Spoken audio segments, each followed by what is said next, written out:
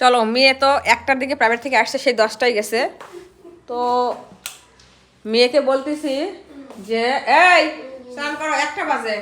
আজকে ভাবতেছি মা আমি একটু ঘুমাবো। এই যে কি গামছা নিয়ে বসে আছো, হ্যাঁ এমামনি?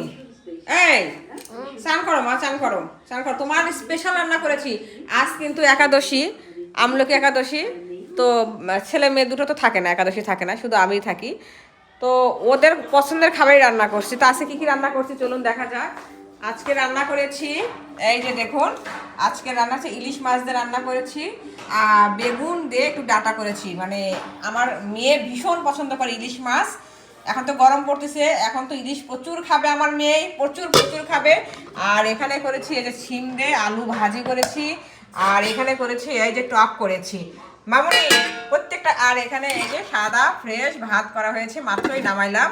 তো এই মামুনি, এই আসো আসো আসো, এত সুন্দর সুন্দর খাবার করেছি মা।